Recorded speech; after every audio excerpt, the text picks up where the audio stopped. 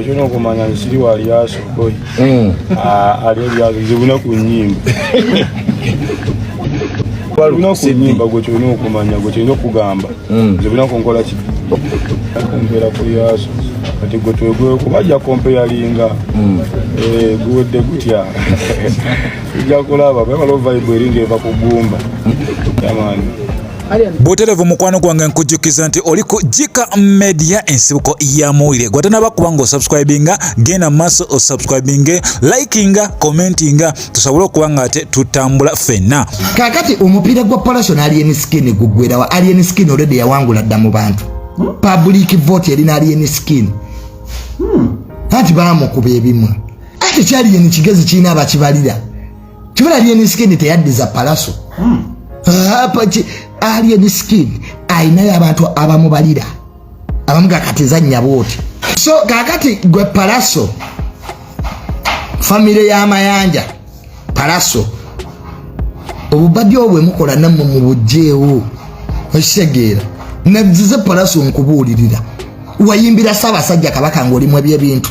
You had an opportunity to sing for the king of Buganda. Kabaka nayogera n'erinnya lyo nagati omuyimbi wange ye Pallaso okyalwana.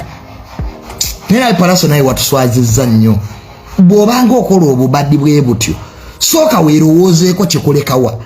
Lwaki okola obubadde ku kashaka munga kigenda kutta erinnya lyo for the rest of your life? Singa bamisaaki bakyayimba ne misaaki Ssemakula yakola erinnya lye teweetaaga kukola bubadde okufuna abantu. You can still have good music and people support you. Misaaki Ssemakula yajjusa Serena abantu ne bagobe misaaki. Look at misaaki conduct. Misaaki yewe ekitiibwa tamala googera buli kyayogera kati oyo star wa 21st century. Misaaki Ssemakula naye mmwe we munadda simanya mu byeggaali okuba abantu. Muganda wange wano mu Uganda bakuba abantu nga ne president atufuga yagamba tokkirizibwa nakuntiisatiisa. Alien kuba muziki kubanga oguyina ne talent ogiyina ebyefujjo simanyi oduumira Gaza. Bye munnange ebya Alien Skin byebyo era omukulu Abitex onagenze maso n'okuwanga ekintu akiteekamu amaanyi. Jukira musajja mukulu ono Abitex kyandibanga ekintu kino yakikoze olw'ensonga omukulu Pallaso no emabega kaawo babadde ba promoter bangi bagala omutegeka wabula ono ng'aseera ng'akasente asaba kangi ba promoter abasinga nga mbutuufu kibaluma era Abitex yandibanga munnange yakozesezza akakisa kano okola revenge yaddenga munnange ye nga omuyimbi Alien Skin ekintu kino aba akifunamu wabula ne Abitex aba akola revenge eri omuyimbi Pallaso olw'ensonga ono yabaseera nnyo mu biseera bya COVID baata COVID naye nga okukwata Pallaso omuteeka ku kivulu ky'omuganda wange woba tolina miliyoni 8 totagala. Era ba promoter abasinga bavangayo ne bagamba ezo sente tusobola okuba nga temunange tuzisasula naye tosobola kuziwa muyimbi nga Pallaso tezimujjaamu naye nga kyo ekintu kiri confirmed muganda wange ng'ennaku z'omwezi 9 omwezi ugenda kuba gwa June tugenda kuba ne kivulu wali ku Lugogo Cricket Oval ate nga ne ku Freedom City wagenda kubayo ekivulu kino nno nga kya Alien Skin era ye Pallaso yatandise dde okuba nga ate yeekuba kyu ono yagambye ku bantu emitwalo 25 bambi bannayuganda mbegayiridde mujjeeyo abantu ng'emitwalo 5 muba mummala kitegeeza ono yeekubya kyu. Kampala ina abantu emitwalo 25 nga mwenda neetaagako ja stage neetaagako ja stage 5 bambi mbegayiridde temusubwa. Kyokka ye omuyimbi Alien Skin agamba mujje mu bungi bwammwe bwe musobola because akimanyi bagenda kujja n'abamu bafikire. So Pallaso ye yeegayirira bwegayirizi kale ekintu kino kyo kigazi ddala. Jukira musajja mukulu ono Alien Skin ayina brand new banga ono ayina oluyimba olupya era nga luno lumanyiddwa nga oli mukulu atanakawulira kanoonyeeko kayimba kasufu kano kyensuubira kano kagenda kuba nga ate munange kakyankalanya Freedom City ng'ennaku z'omwezi 9. Wabula Alien Skin yabuziddwa lwaki champion Gudo tagenda ku ssomero. Ono munnange abazeemu scientifically wenga watera okikola n'abagamba nze gwe mulabirako saasoma. Saasobola kuba nga ate munnange nfuna omukisa ogwo. Naye nsobodde okuba nga ate mbeerawo era nsobodde okuba nga munnange nfuna mu kitone kyange. Gwalabirako saasoma osegeera kati ate nze nange ebintu bwe nali mu size ye tebabindaga kati ate nze timumulaga bizinensi gwe kimanyi mbuno champion Gudo ayinza okuba kusinga ssente awo oli mbuno champion Gudo. Ono alinga agamba munnange okusoma tekulina makulu wabula awo nnyinza okuba nga tesikanya na nsonga eyo.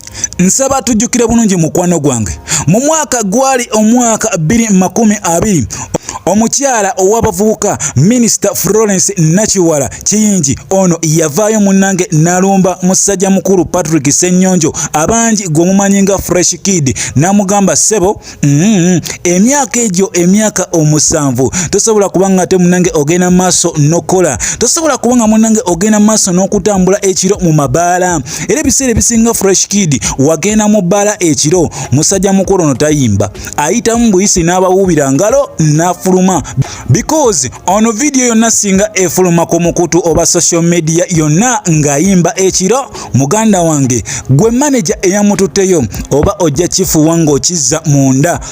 Era musajja mukulu ono tujjukira bulungi yagenda maaso n'alabika nga atuwalaganya ebitabo bubi nnyo. Ono nno nga yafuna scholarship okuva wa Sudero Lupareria wali ku Kampala Parents Primary School era ssaawa zino musajja mukulu ono ali mu kibiina kya 6 nga ebitabo byo abikwasaganyirizza nno ddala.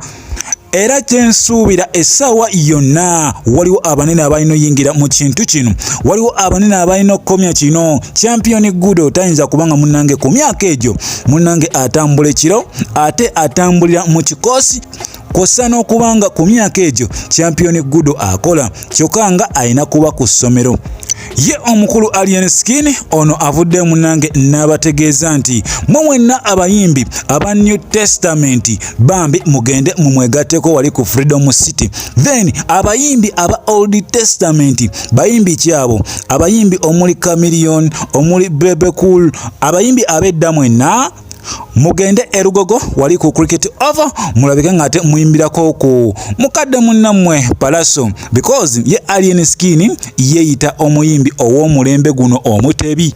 Musajja mukulu ono okuyingira akutaddeko mutwalo gumu era natekawo ne VIP ya mitwalo 2 awo nno wayawukaniddeko ku Martha Mukisa kubanga Martha Mukisa ali ku mitwalo 2 so that's why ne kivulu kino kyamutuulamu nnyo teyasoka kubala kasimbi wabula omukulu Alien Skin agamba n'abemmeeza bazibanja abemmeeza bamugamba ssebo ate ffe babifeekeera abatagala kubanga munange tutuula eri mu swakala twagala ku mmeeza era ensonga eyo Alien Skin akyagitunulamu wabula kyo kiri confirmed ng'ennaku z'omwezi 9 ekivulu gye kiri mugende muwagire Alien Skin.